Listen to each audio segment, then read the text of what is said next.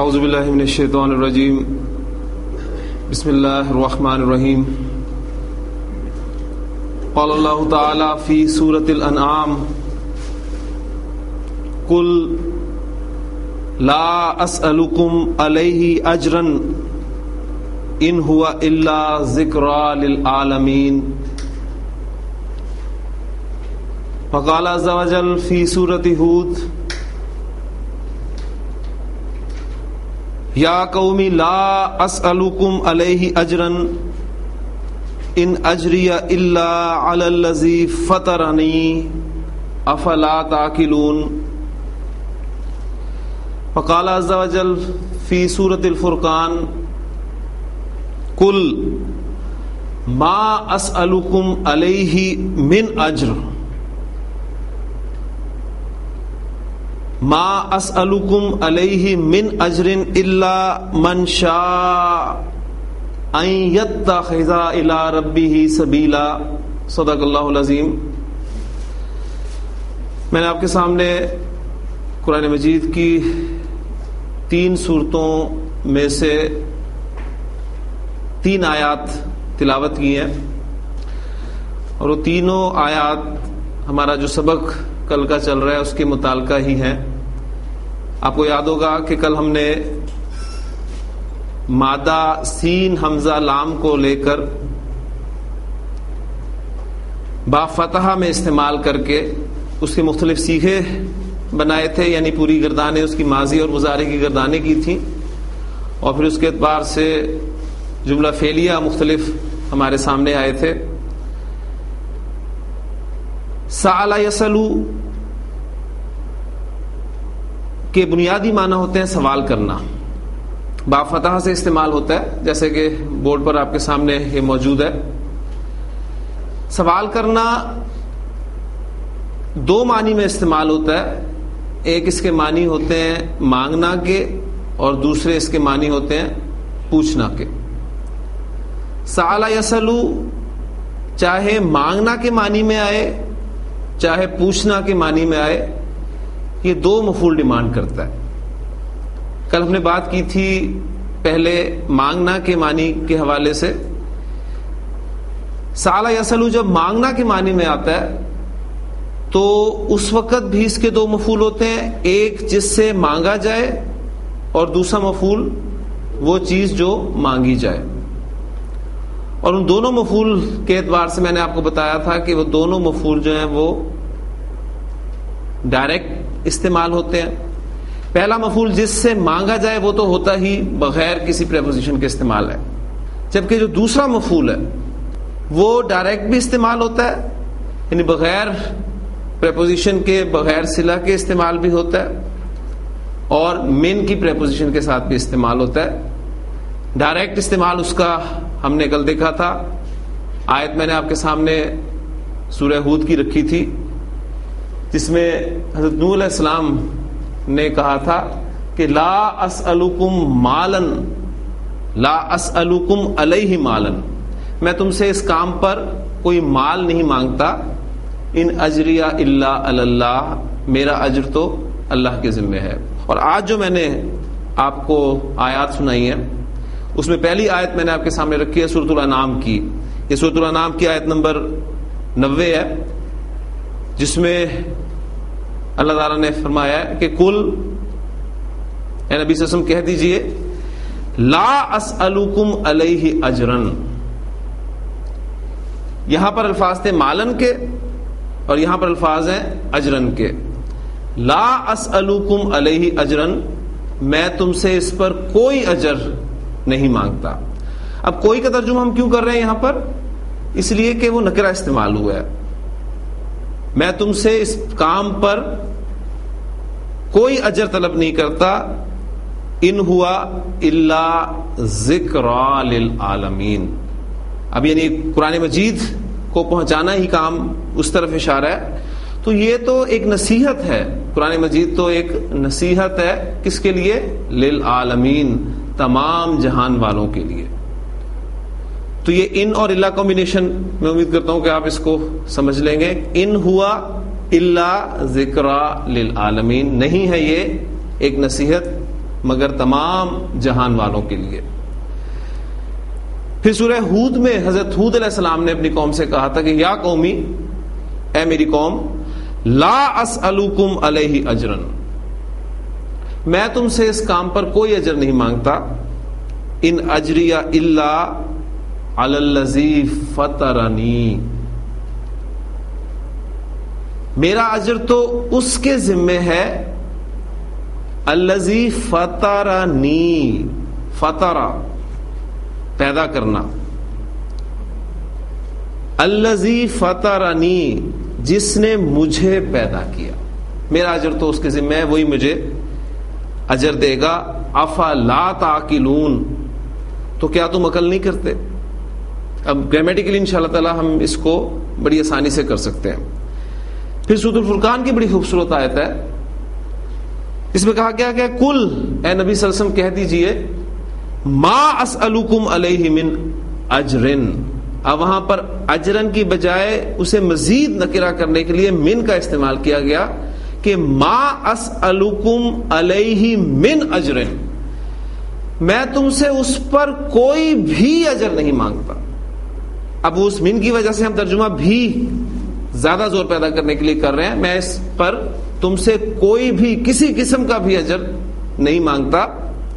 الا من شاء ان یتخذ الی ربہ سبیلا، سوائے اس کے کہ جو شخص چاہے اپنے رب کی طرف راستہ بنا لے. یعنی مقصد کیا ہے اس کام کا کہ میں تو تمہیں اللہ کی طرف بلا رہا ہوں، اب تم میں سے جو چاہے اپنا راستہ اللہ کی طرف بنا لے. تو یہ مختلف استعمالات تھے جو میں نے آپ کے سامنے رکھے ہیں، اور میں امید کرتا ہوں کہ سالہ یسلو کو سامنے رکھتے ہوئے، اس ورب کو سامنے رکھتے ہوئے، پریپوزیشن کو سامنے رکھتے ہوئے آپ گرامیٹیکلی اس کو انشاءاللہ تعالی دیکھ سکتے ہیں. اب دوسری بات جو اب ہم بورڈ کی طرف آتے ہیں، یہ جو ایگزامپل آپ کے سامنے لکھی ہوئی تھی، اس میں میں نے آپ کو بتایا تھا کہ جو سالہ یسلو کا مفعول نمبر 2 ہے وہ ڈائریکٹ استعمال ہوا ہے، بغیر صلہ کے استعمال ہوا ہے، بغیر پریپوزیشن کے استعمال ہوا ہے، لیکن بعض اوقات اس پر من کی پریپوزیشن بھی استعمال ہوتی ہے. اب ایک ایگزامپل ہم اس کی کرتے ہیں، لیکن اس سے پہلے میں چاہوں گا کہ نبی کریم صلی اللہ علیہ وسلم کی بڑی خوبصورت دعائیں ہیں، وہ بھی سالہ یسلو ورب کے حوالے سے ہی ہیں، پہلے ان کو بھی کر لیں، وہ ہمیں یہاں بیٹھے بیٹھے انشاءاللہ تعالی یاد بھی ہو جائیں گی. اللہم، اے اللہ. آپ کو یاد ہوگا جب ہم نے حروف ندا والا ٹاپک پڑھا تھا تو حرف ندا کثرت سے استعمال ہونے والا یا کے بارے میں تفصیل سے بات ہوئی تھی. آج کا جو اسلوب ہے وہ یا اللہ ہے، اور اس دور کا بھی زمانہ جاہلیت میں بھی اللہ تعالیٰ کو پکارنے کے لیے جو اسلوب استعمال کیا جاتا تھا وہ اللہم کا تھا. یعنی اس میں میم مشدد جو ہے یہ بھی حرف ندا کا کام دیتا ہے. فرق آپ کو یاد ہونا چاہیے کہ یا شروع میں آتا ہے اور میم مشدد اینڈ پر آتا ہے. تو اللہم، نبی اکرم صلی اللہ علیہ وسلم کی آپ کو جتنی بھی دعائیں ملیں گی وہ سب کی سب اللہم سے، زیادہ تر جو ہیں وہ اللہم سے شروع ہوتی ہوئی ملیں گی. اللہم، اے اللہ. پہلے سمپل اردو سے عربی میں ٹرانسلیشن کرتے ہیں. میں تجھ سے سوال کرتا ہوں، میں تجھ سے مانگتا ہوں. جی کیا عربی ہوگی اس کی؟ میں مانگتا ہوں، میں سوال کرتا ہوں، اسألو.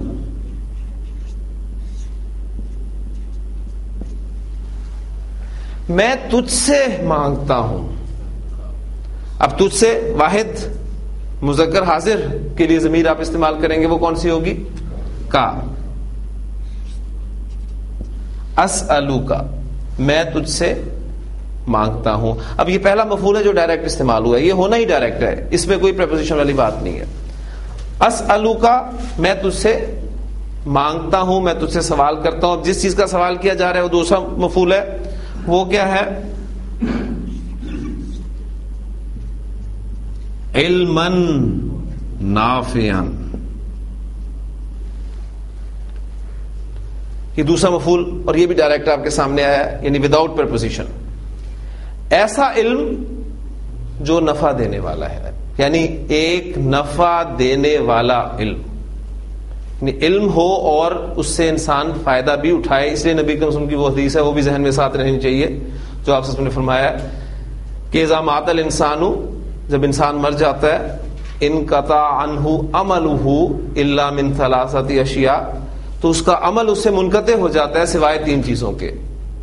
اس میں دوسری چیز جو نبی صلی اللہ علیہ وسلم نے بیان فرمائی وہ تھی علم ينتفع به، ایسا علم جس سے نفع اٹھایا جائے. تو اسی کا سوال نبی صلی اللہ علیہ وسلم نے بھی تلقین فرمائی اپنی امت کو کہ اپنے رب سے مانگو کہ اللہم اسألک علما نافعا، میں تجھ سے مانگتا ہوں ایسا علم جو نفع دینے والا ہے. اچھا، اب میں باقاعدہ ان الفاظ کی طرف جاتا ہوں جو نبی کے وسلم سے منقول ہے. اب یہ آپ کا جملہ فعلیہ ہے کیونکہ فعل سے آپ کا جملہ شروع ہو رہا ہے. جملہ فعلیہ کو جملہ اسمیہ میں کنورٹ کریں. جملہ فعلیہ کو جملہ اسمیہ میں تبدیل کرنے کا طریقہ کیا ہے؟ آپ فاعل کو اٹھاتے ہیں اور فعل سے شروع میں لے آتے ہیں. یہاں پر فاعل کہاں ہے؟ فاعل کس صورت میں؟ ضمیر کی صورت میں یا ظاہر کی صورت میں؟ ضمیر کی صورت میں. ٹھیک ہے، ضمیر کی صورت میں اسألو جو آپ کا واحد متکلم کا صیغہ ہے، اس میں کون سی ضمیر چھپی ہوئی ہے؟ انا. اس کو اٹھائیں اور باہر لے آئیں. انا اسألوک علما نافعا. اب یہ جملہ اسمیہ میں کنورٹ ہو گیا، جملہ اسمیہ بن گیا. جب جملہ اسمیہ بن گیا تو آپ اس پر انا حرف داخل کر دیں. انا پلس انا یہ کیا بنتا ہے؟ ہم 2 فارمولے پڑھ چکے ہیں. انا پلس انا از اکول ٹو انی، اور انا پلس نحنو از اکول ٹو انا. یہ 2 چیزیں آپ کے ذہن میں رہنی چاہیے. تو انا پلس انا از اکول ٹو انی.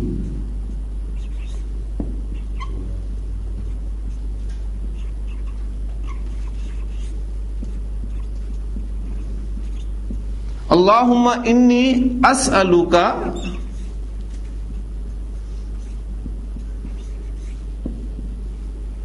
علما نافعا.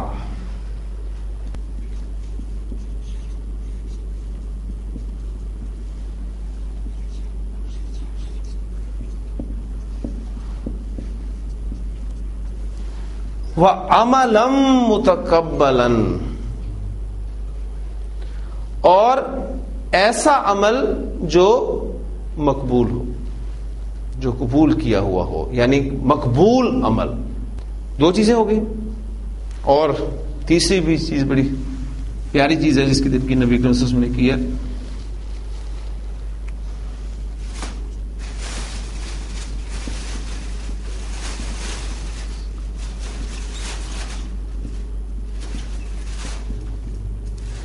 وَرِزْقًا طَيِّبًا، اور پاکیزہ رزق، اور ایسا رزق جو پاکیزہ ہے. کیونکہ بنیادی چیز ذہن میں رکھیے گا کہ اگر آپ کا رزق حلال نہیں ہے، پاکیزہ نہیں ہے، تو آپ کی کوئی بھی عبادت، بڑی سے بڑی عبادت بھی اللہ کے ہاں مقبول نہیں. نبی کے مسلم سے ایک صحابی نے عرض کی کہ اللہ کے رسول صلی اللہ علیہ وسلم دعا کریں کہ جو اللہ تعالیٰ سے مانگا کروں وہ پورا ہو. آپ سے نے فرمایا رزق حلال کھایا کرو. تو اللہم انی اسألوک علما نافعا وعملا متقبلا ورزقا طیبا. تو بڑی خوبصورت دعا ہے نبی کریم صلی اللہ علیہ وسلم کی، اس کو بھی اپنی دعاؤں میں شامل کر لیں. پھر ایک اور دعا ہے نبی کریم صلی اللہ علیہ وسلم کی، اب میں وہ صرف دعا لکھوں گا، باقی سارا اسلوب وہی ہے، اس کو میں ڈیٹیل سے آپ کے سامنے نہیں رکھوں گا.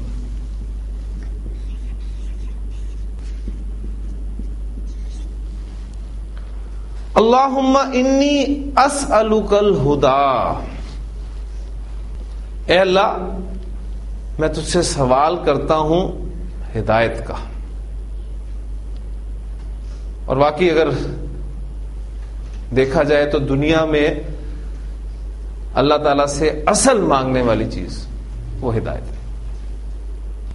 محترم ڈاکٹر صاحب فرمایا کرتے تھے کہ دنیا کی کوئی بھی نعمت اس وقت تک نعمت نہیں ہے جب تک اس کے ساتھ نعمت ہدایت نہ ہو.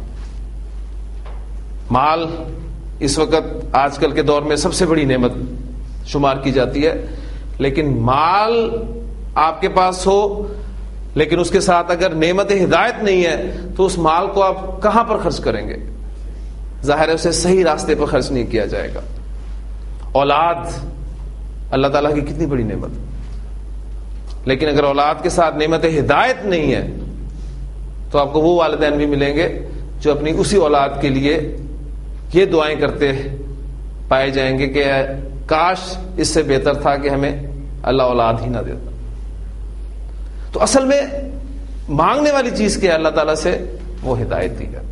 اب دیکھیں یہاں پر آپ دیکھ رہے ہیں کہ سالا یسلو میں پہلا مفعول ڈائریکٹ وداؤٹ پریپوزیشن اور دوسرا مفعول بھی ڈائریکٹ وداؤٹ پریپوزیشن. اب چونکہ الہدا یہ بالکل وہ مبنی ٹائپ آپ کو نظر آ رہا ہے, ٹھیک ہے نا, اس لیے اس کی تینوں حالتیں الہدا الہدا الہدا ہی ہوگی. یہاں پر اب میں سے مفعول کے طور پہ چونکہ مان رہے ہیں لہذا ہم اسے حالت نصب میں کہیں گے. اللہم انی اسألک الہدا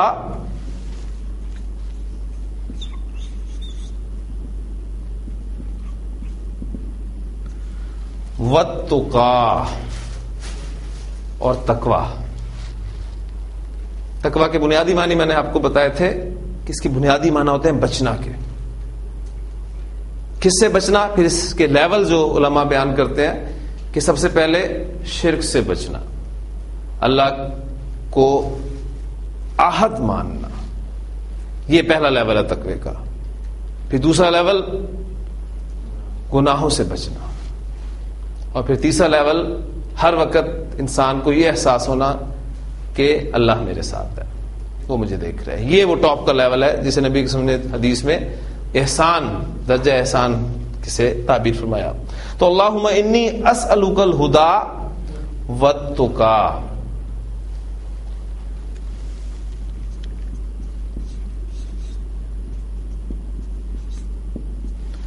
والعفاف,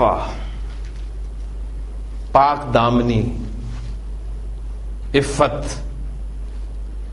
اب دیکھیں یہ دونوں الفاظ تو بالکل وہ مبنی کی طرح کے تھے, اس لیے آپ کو وہ نسب ظاہر نہیں ہوئی, لیکن یہاں پر وہ نسب آپ کو نظر آ رہی ہے.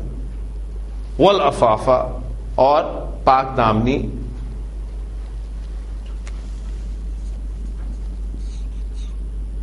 والغنا, اس غنا کو بھی اسی طریقے سے آپ التقا کے طریقے سے لکھ سکتے ہیں, الہدا کے طریقے سے لکھ سکتے ہیں, اور اس طریقے سے بھی لکھ سکتے ہیں والغنا. اور غنا کا سوال کرتا ہوں دوسرے. اور غنا کیا ہے؟ غنا یہ ہے کہ جو کچھ دوسروں کے پاس ہے اس کو دیکھ کر اپنے آپ کو محروم نہ سمجھنا. یعنی ورنہ انسان کے دل میں ایک خواہش پیدا ہوتی ہے دوسرے کو دیکھ کے کہ اسے تو اتنا دیا ہوا ہے, مجھ میں کیا کمی تھی. یہ اللہ کی دین ہے, اللہ جس کو چاہتا ہے وہ دیتا ہے, اس میں کوئی کرائٹیریا جو ہے وہ نہیں ہے, یہ اللہ تعالیٰ کا اپنا فضل ہے. تو بڑے خوبصورت الفاظ ہیں اور بہت خوبصورت ہوا ہے. اللہم انی اسألک الہدا والتقا والعفاف والغنا. اب آپ سے صرف ایک چھوٹا سا سوال میں یہ کروں گا کہ یہ دعا میں نے آپ کے سامنے واحد کے صیغے میں استعمال کیا ہے. میں چاہوں گا کہ اس دعا کو ہم جمع کے صیغے میں اگر پڑھنا چاہیں, لکھنا چاہیں تو کس طریقے سے لکھیں گے؟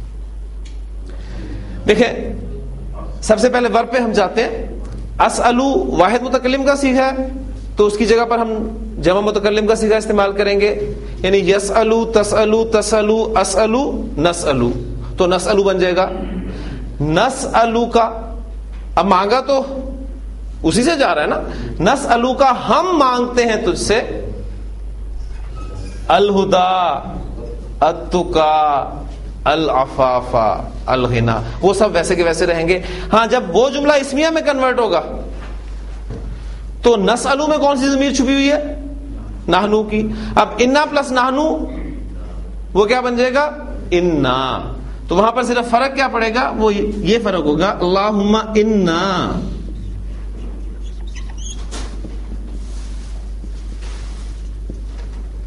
نسألک. یہ آپ کو واحد اور جمع کی صیغوں کا فرق محسوس ہوگا. اس لیے آپ اکثر علماء کو دیکھتے ہوں گے کہ دعا میں بعض اوقات وہ انی کے ساتھ شروع کرتے ہیں اور بعض اوقات انا کے ساتھ استعمال کرتے ہیں. تو جب انی کے ساتھ ہو رہا ہے تو واحد کے حوالے سے بات ہو رہی ہوتی ہے، اور جب انا استعمال ہو رہا ہوتا ہے تو جمع کے اعتبار سے بات ہو رہی ہوتی ہے. تو بڑی خوبصورت دعائیں ہیں نبی کریم صلی اللہ علیہ وسلم کی. یہ دو دعائیں بھی میں چاہوں گا کہ آپ یاد کریں، بلکہ مجھے امید ہے کہ آپ کو یاد ہو چکی ہیں اور انہیں بھی اپنی دعاؤں میں شامل کریں. باقی بڑی خوبصورت دعائیں ہیں. اللہ سے ہمیشہ وہ علم مانگیں جو آپ کو نفع دے، اس سے وہ عمل مانگیں جو وہ قبول کرے. یعنی وہی بات کہ ایک بزرگ کا واقعہ ہمیشہ ذہن میں آ جاتا ہے کہ ایک مرتبہ دکان پر گئے وہ، اور انہوں نے کسی چیز کو خریدنے کے لیے جیب سے ایک سکہ نکالا اور دکاندار کو دیا. دکاندار نے اس سکوں کو دیکھا اور یہ کہہ کر سکہ واپس کر دیا کہ یہ کھوٹا ہے. وہ بزرگ جو ہیں وہ بے ہوش ہو کر گر پڑے. وہاں پر کوئی میرے جیسا شخص بھی موجود تھا. اس نے انہیں پانی پلا کر ہوش میں لانے کی کوشش کی، اور جب وہ ہوش میں آئے تو ان سے پوچھا کہ بزرگوں، ایک سکے کی وجہ سے آپ بے ہوش ہو گئے؟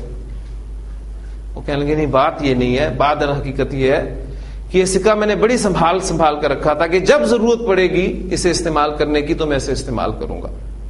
آج یہ سکہ جب پرکھنے والے کے پاس آیا تو اس نے کہا یہ تو کھوٹا ہے. تو ہم جو یہ عمل کر رہے ہیں اس دنیا کی زندگی میں، ہم جو بھی عمل کر رہے ہیں، اور عمل کر کے ہم سمجھتے ہیں کہ شاید ہم بہت تیر مار لیے ہم نے، اب تو تب کوئی ایکسٹرا ہی ہے جو اللہ کے ذمہ ہو گیا، وہ قبول کر لیں. اصل چیز جو ہے ذہن میں رکھیے گا، آپ بڑا سا بڑا عمل لے کے جائیں اس کے پاس، اگر وہ کہتا ہے میں قبول نہیں کرتا، کیا کر لیں گے آپ؟ حضرت ابراہیم علیہ السلام، حضرت اسماعیل علیہ السلام جب بیت اللہ کی دیواریں کھڑی کر رہے تھے تو ان کی زبان پر کیا الفاظ تھے کہ ربنا تقبل منا انک انت السمیع العلیم. جب بھی کوئی کام کریں تو بس اس سے یہ مانگیں کہ اللہ تو بس اسے قبول فرما. وعملا متقبلا، اور مقبول عمل، ایسا عمل جو قبول کیا جائے. اور پھر سب سے بڑھ کر بات ورزقا طیبا، اور پاکیزہ رزق. اور پھر دوسری دعا اللہم انی اسألک الہدی والتقی والعفاف والغنی.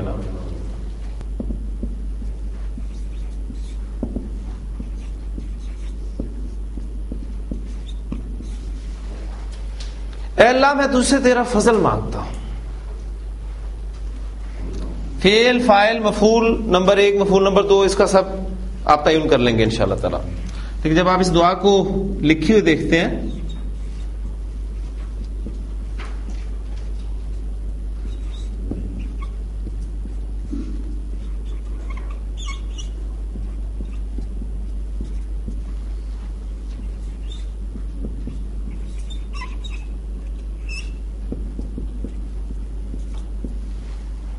اللہم انی اسألک من فضلک،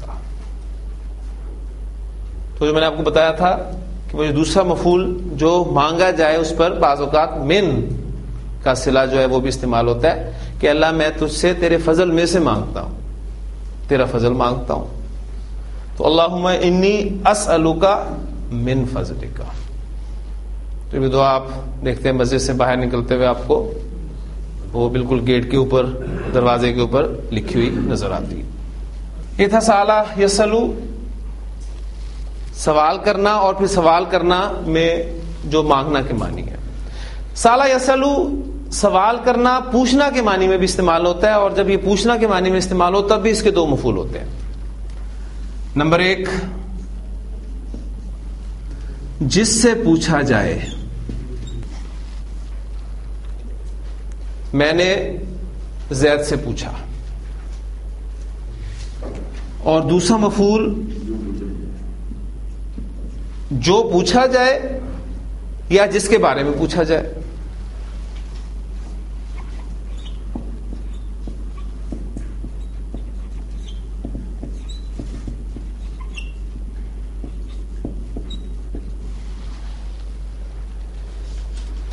میں نے زید سے حامد کے بارے میں سوال کیا، میں نے زید سے حامد کے بارے میں پوچھا.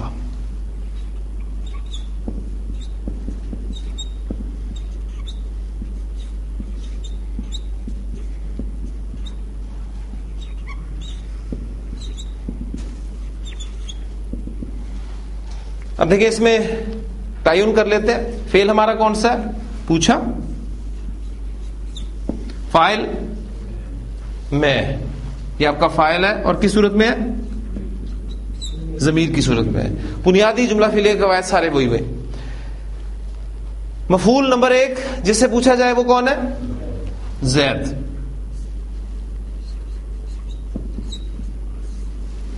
اور جس کے بارے میں پوچھا جا رہا ہے وہ آپ کا مفعول نمبر 2 یعنی حامد. سالہ یسلو چاہے مانگنا کے معنی میں آئے چاہے پوچھنا کے معنی میں آئے، جو مفعول نمبر 1 ہوتا ہے جس سے مانگا جائے یا جس سے پوچھا جائے وہ ڈائریکٹ استعمال ہوتا ہے، وہ وداؤٹ پریپوزیشن استعمال ہوتا ہے. ٹھیک ہے، تو اس لیے سب سے پہلے تو ہم میں نے پوچھا کی عربی کریں. جملہ فعلیہ یہ فعل ماضی ہے یا مضارع ہے؟ اس کا فیصلہ کریں گے.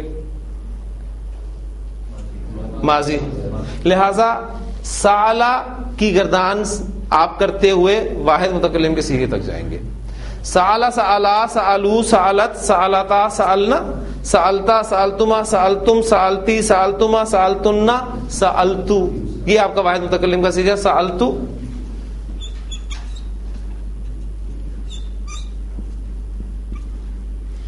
اب جس سے پوچھا جائے ابھی میں بتا چکا ہوں مفعول نمبر 1 وہ ڈائریکٹ استعمال ہوتا ہے وداؤٹ پریپوزیشن. سألتو زیدن. اب یہاں نوٹ کر لیں کہ جس کے بارے میں پوچھا جائے گا وہ ہمیشہ ان کی پریپوزیشن کے ساتھ استعمال ہوتا ہے.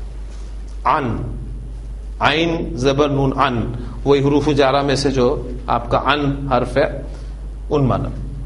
سألتو زیدن، ہاں جی کیا بنے گا؟ عن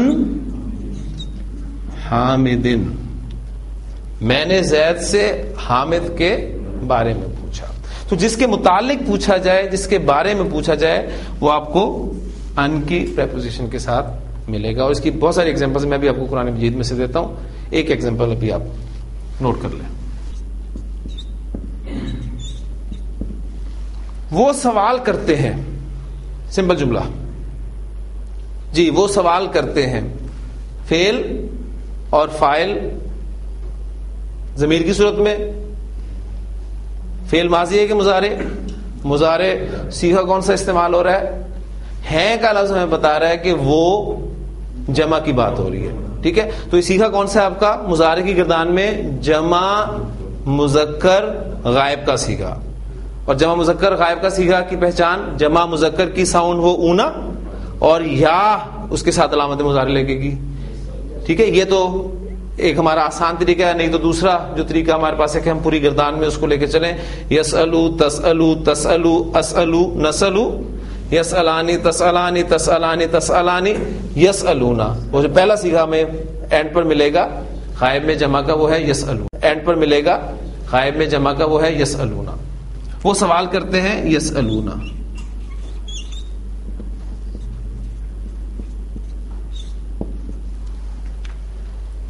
وہ سوال کرتے ہیں تجھ سے. اب مفعول نمبر 1 آ گیا یسألونا کا. وہ تجھ سے پوچھتے ہیں، وہ تجھ سے سوال کرتے ہیں. اب یہ مخاطب اگر نبی کریم صلی اللہ علیہ وسلم ہو تو پھر ہم ترجمہ کریں گے وہ آپ سے پوچھتے ہیں، وہ آپ سے سوال کرتے ہیں. وہ آپ سے پوچھتے ہیں روح کے بارے میں.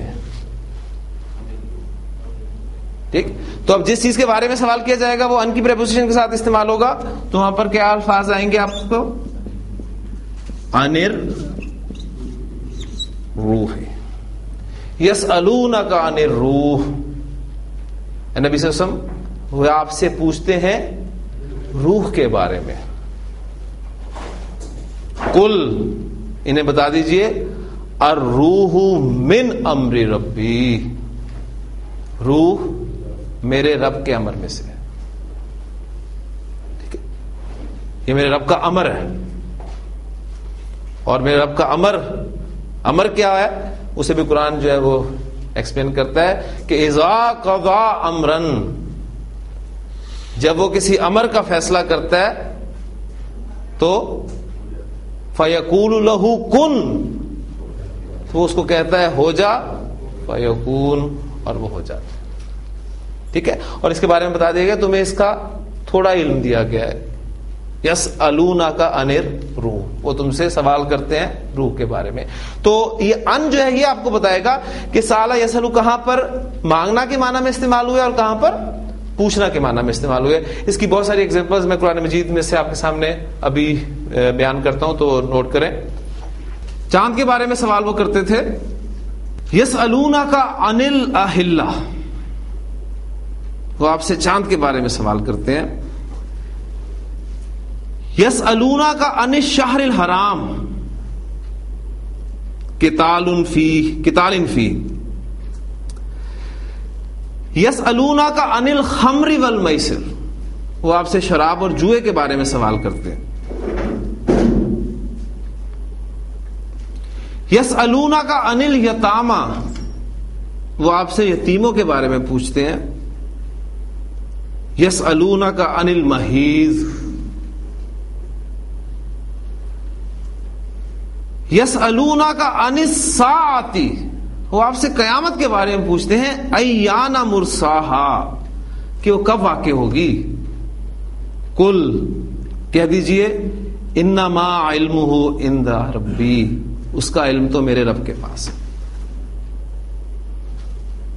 یسألونک عن الانفال, وہ آپ سے انفال کے بارے میں سوال کرتے ہیں. یسألونک عن ذی القرنین, وہ آپ سے ذو القرنین کے بارے میں سوال کرتے ہیں.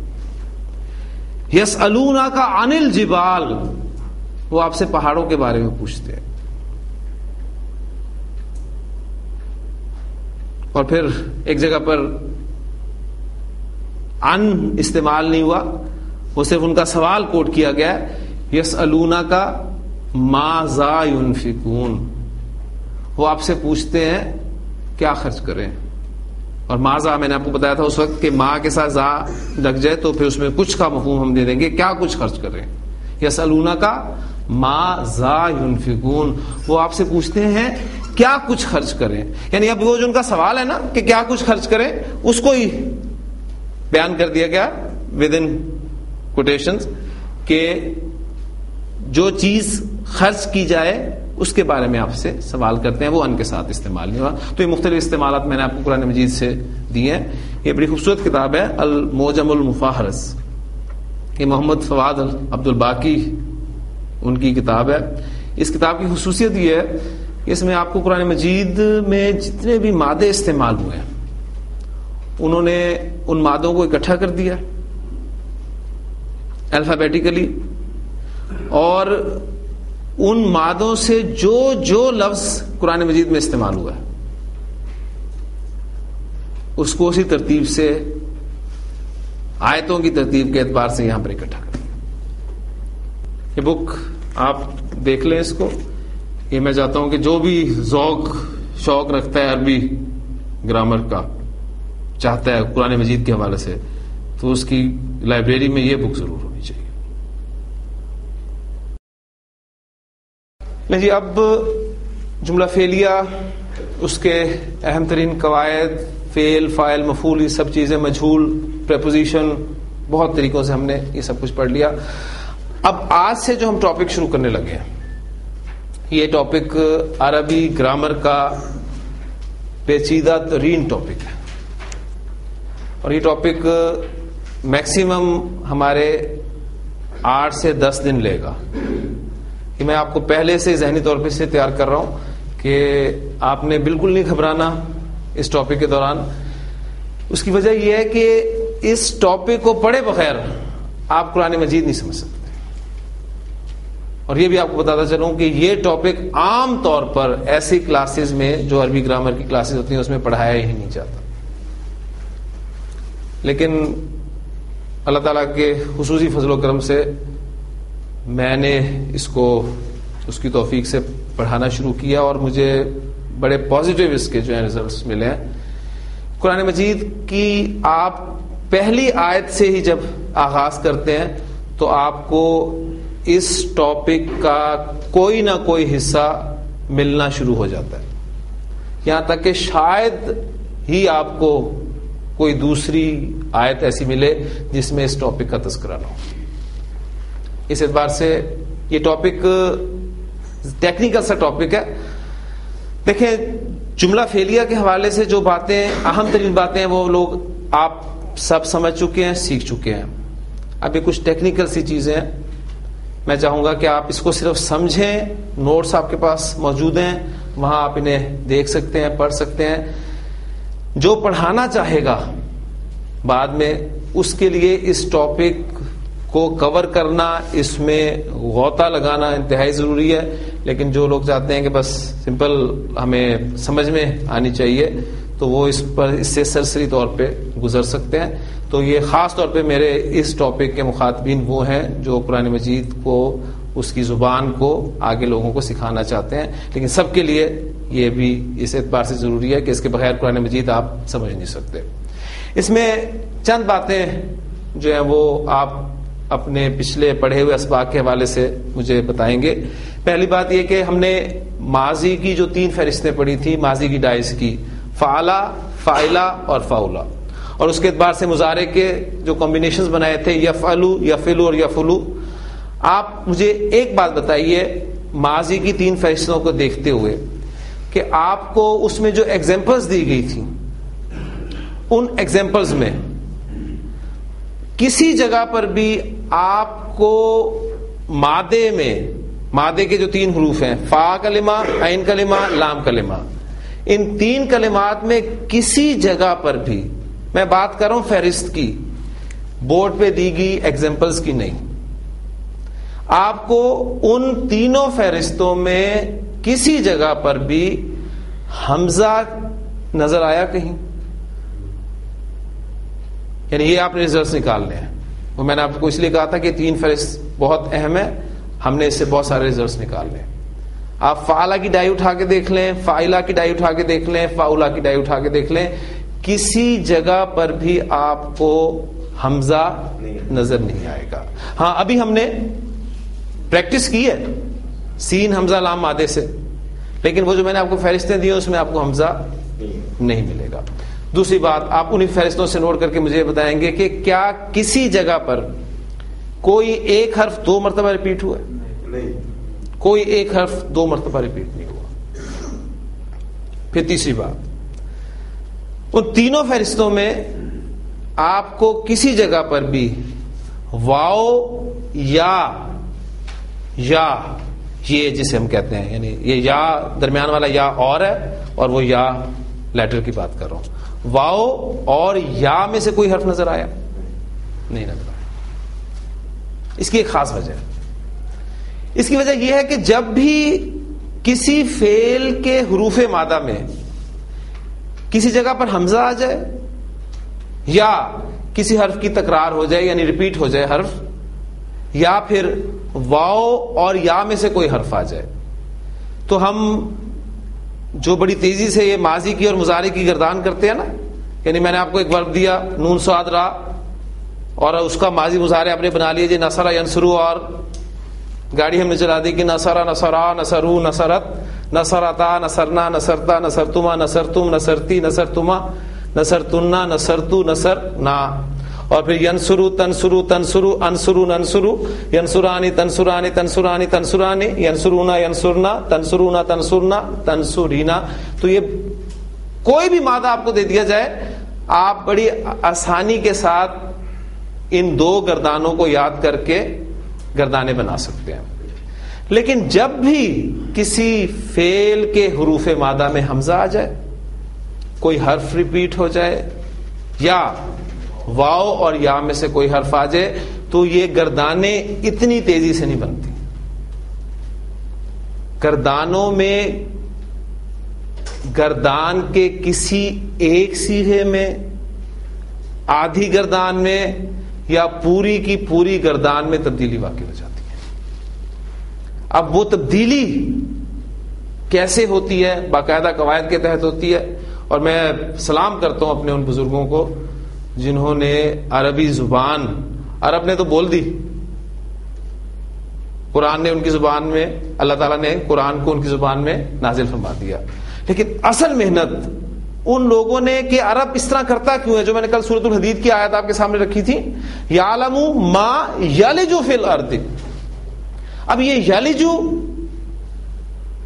3 مادے کے حروف تو ہوتے ہیں لازمن، لیکن یہاں پر آپ دیکھ رہے ہیں کہ علامت مضارع یا کے بعد صرف لام اور جیم ہے. تیسرا حرف کہاں گیا؟ وہ تیسرا حرف ڈھونڈا انہوں نے کہ وہ تھا کون سا اور گیا کہاں، کیسے گیا. یہ ان کی محنتیں ہیں. بس وہ محنتیں کس طریقے سے باقاعدہ آپ کو اس کے پیچھے قواعد ملیں گے. تو ہلکا سا ایک ٹچ میں آپ کو دوں گا ڈیلی ایک ٹاپک پر، اور انشاءاللہ تعالیٰ یہ 8-10 دن میں ہم یہ ٹاپکس مکمل کر لیں گے. پھر اس کے بعد پھر ہمارا جو ہے وہ ایک سموتھلی کام انشاءاللہ تعالیٰ چلے گا. تو پہلی بات نوٹ کر لیں کہ جب بھی کسی فعل کے حروف مادہ میں حمزہ آ جائے، نمبر 2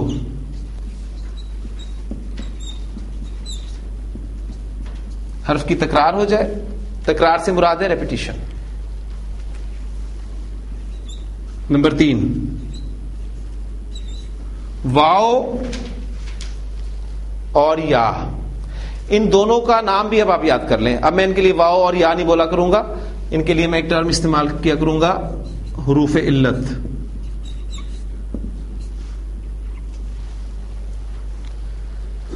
کسی بھی فعل کے حروف مادہ میں کسی جگہ پر حمزہ آ جائے، کوئی حرف ریپیٹ ہو جائے، اس کی تکرار ہو جائے، یا حروف علت میں سے کوئی حرف آ جائے، تو وہ فعل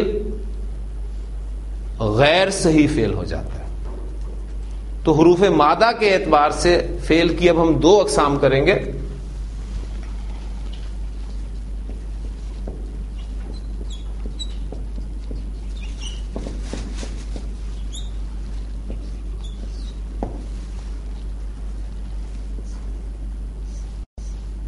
ایک ہمارا ہوگا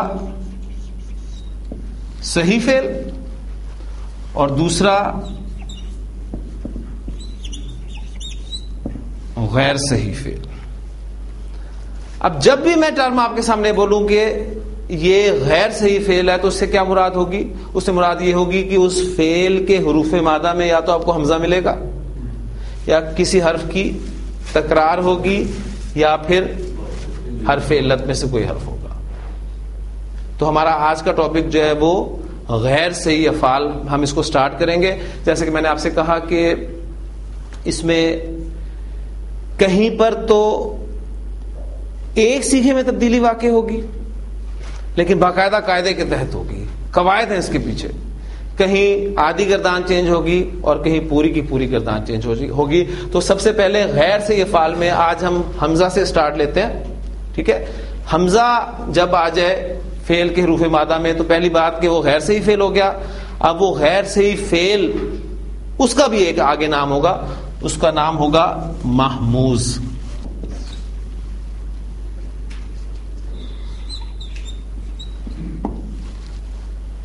یہ محموز ہماری پہلی کیٹیگری ہے. محموز وہ غیر صحیح فعل ہے جس کے حروف مادہ میں حمزہ آ جائے. اب حمزہ آنے کی بھی 3 پوزیشنز ہو سکتی ہیں. فعل کے 3 حروف ہیں، فا کلمہ، عین کلمہ، لام کلمہ. تو کسی جگہ پر بھی حمزہ آ سکتا ہے. مثلا فا کلمہ کی جگہ پر حمزہ کی ایگزامپل،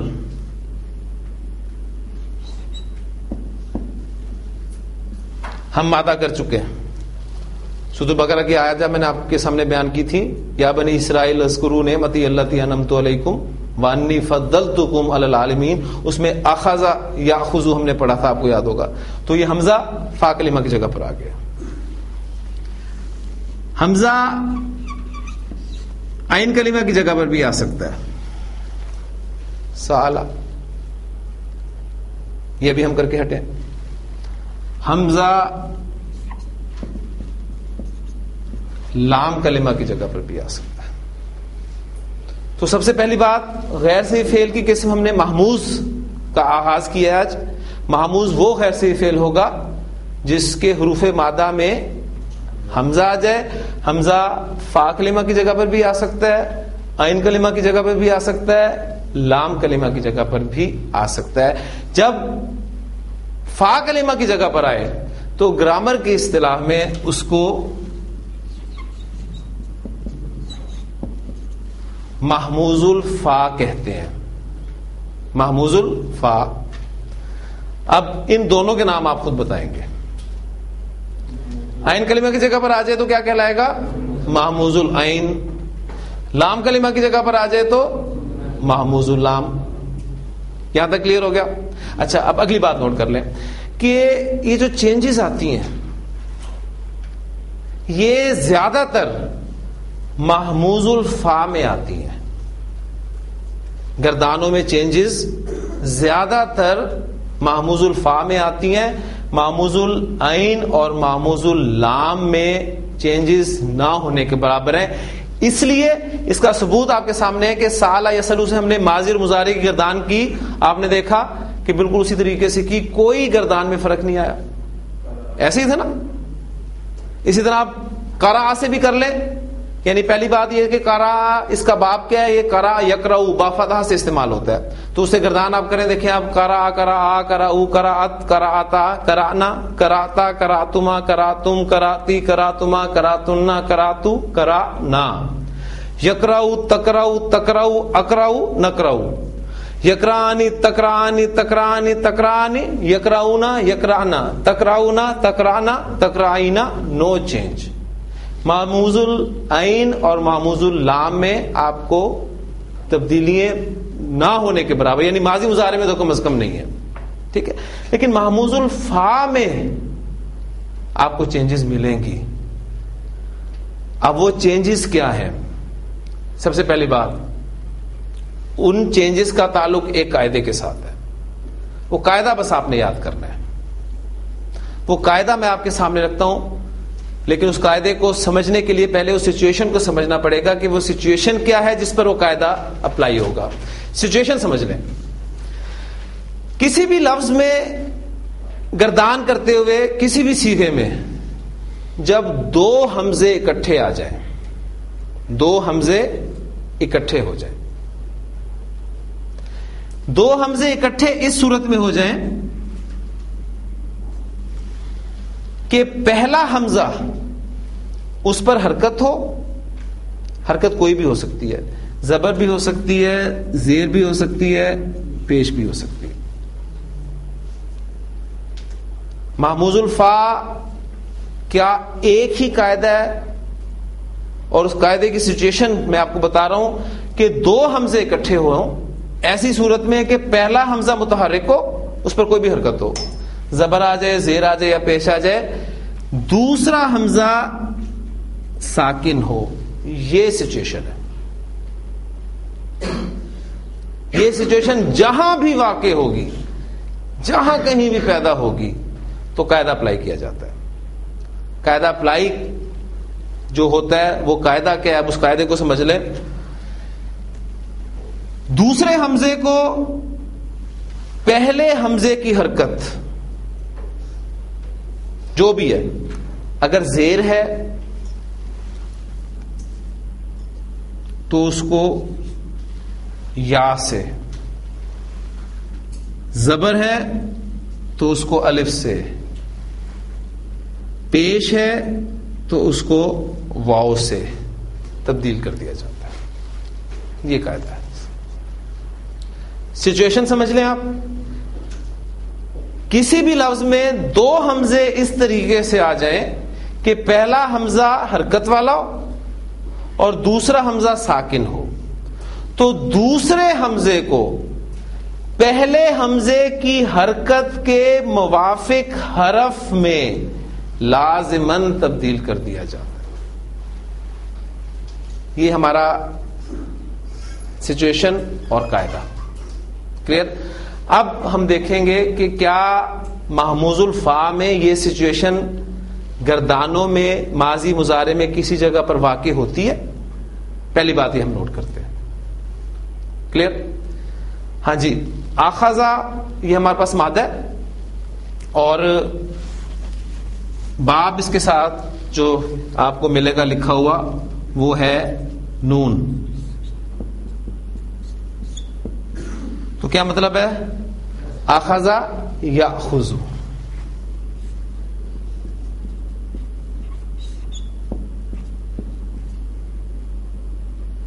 اخذ یاخذ. جی ماضی کی ذرا گردان کریں. آپ دیکھیں کہ یہ سچویشن پیدا ہو رہی ہے کہیں پر. سچویشن میں دوبارہ یہاں لکھ دیتا ہوں. پہلا حمزہ متحرک اور دوسرا ساکن.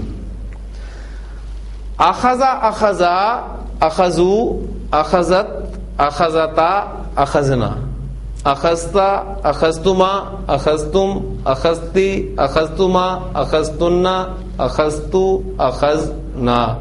سچویشن پیدا نہیں ہوئی. ماضی کے دان میں آپ نے دیکھا سچویشن پیدا نہیں ہوئی. سچویشن پیدا ہوگی تو قاعدہ اپلائی ہوگا. ذہن رکھیے گا. مضارع پہ آئے. یاخذو تاخذو تاخذو اخذو. یا واحد متکلم کا سیکھا, وہاں آپ کو کیا ملے گا؟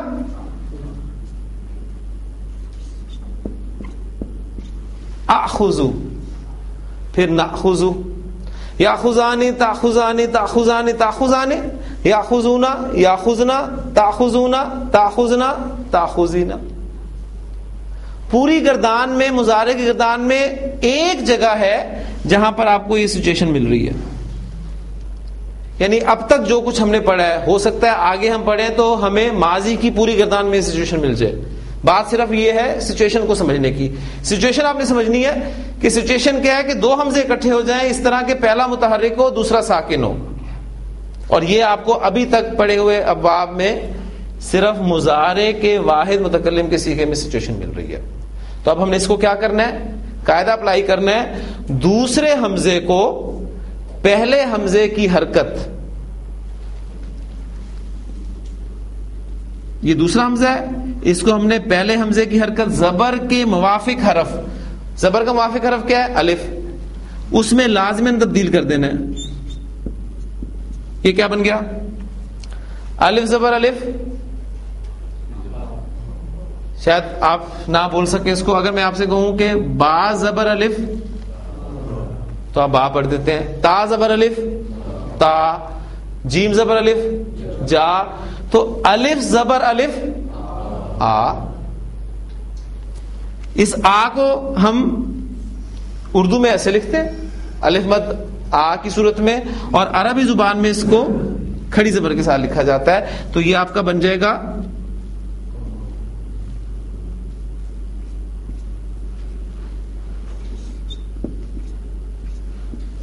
آخذو سے آخذو. اب وہ جو جھٹکا تھا وہ ختم ہو گیا. گردان دیکھیں, یاخذو تاخذو تاخذو آخذو ناخذو. یاخذانی تاخذانی تاخذانی تاخذانی. یاخذونا یاخذنا تاخذونا تاخذنا تاخذینا. بس یہ تھی ہمارے محموز الفا. ایک سچویشن اور ایک ہی قاعدہ. اسی کو آپ نے یاد رکھنا ہے. جتنا ہم نے پڑھا ہے اس کے مطابق یہ ایک ایک کر کے ہم اس کو یاد رکھیں گے انشاءاللہ تعالی. ہو سکتا ہے کل ہم غیر صحیح فعل کی جو دوسری قسم شروع کریں گے اس میں ہو سکتا ہے کہ آپ کی آدھی گردان تبدیل ہو جائے, اور پھر مزید جب جائیں گے تو ہو سکتا ہے کہ پوری کی پوری گردان چینج ہو جائے. اس قاعدے کو سامنے رکھتے ہوئے حمزہ کاف لام مادہ اسی باب کے ساتھ اکلا یاکلو کھانا کے معنی میں استعمال ہوتا ہے. تو آپ گردان اگر کریں مضارع کی تو یاکلو تاکلو تاکلو آکلو ناکلو. حمزہ میم را مادہ اسی باب سے استعمال کریں مضارع کی گردان کرتے ہوئے. یامرو تامرو تامرو آمرو نامرو. تو واحد متکلم کے صیغے پر یہ سچویشن واقع ہو رہی ہے, لہذا وہاں پر یہ قاعدہ لازماً استعمال ہوگا. عرب کے تمام قبائل جو ہیں یہاں پر اس قاعدے کو فالو کرتے تھے. لہذا محموز ہم نے آج پڑھا ہے غیر صحیح فعل کی قسم. غیر صحیح فعل کون سا فعل ہوگا؟ وہ فعل جس کے حروف مادہ میں کسی جگہ پر حمزہ آ جائے, کسی حرف کی تکرار ہو جائے, حروف علت میں سے کوئی حرف آ جائے تو وہ فعل غیر صحیح فعل ہو جاتا ہے. اس میں حمزہ آ جائے تو اس کو محموز کہا جاتا ہے. میں نے ابھی سے آپ کو سب کے نام نہیں بتایا تاکہ آپ کے ذہن پر بوجھ نہ پیدا ہو. ایک ایک پڑھیں گے, ایک ایک کا نام بتاؤں گا تاکہ یاد ہو جائے. حمزہ آ جائے محموز, فا کلمہ کی جگہ پر آ جائے تو محموز الفا، عین کلمہ کی جگہ پر آ جائے تو محموز العین، لام کلمہ کی جگہ پر آ جائے تو محموز اللام. چینجز زیادہ تر محموز الفا میں ہوتی ہیں. اور اب تک جو کچھ ہم نے پڑھا ہے ثلاثی مجرد کے 6 ابواب کے حوالے سے ابھی ہم بات کریں گے صرف، ان میں سچویشن قاعدہ، ایک سچویشن پھر دوہرا رہا ہوں، 2 حمزے اکٹھے ہو جائیں، پہلا حرکت والا دوسرا ساکن، تو قاعدہ دوسرے حمزے کو پہلے حمزے کی حرکت کے موافق حرف میں لازماً تبدیل کر دیا جاتا ہے. بس آپ نے اتنا یاد کرنا ہے. یہ سچویشن آگے جہاں کہیں بھی پیدا ہوگی آپ نے اس قاعدے کو اپلائی کر کے دیکھنا ہے، اور اس کے بعد انشاءاللہ تعالی ہم اپنے سبق کو لے کے آگے چلیں گے. سبحانک اللہم و بحمدک، نشہد ان لا الہ الا انت، نستغفرک و نتوب الیک.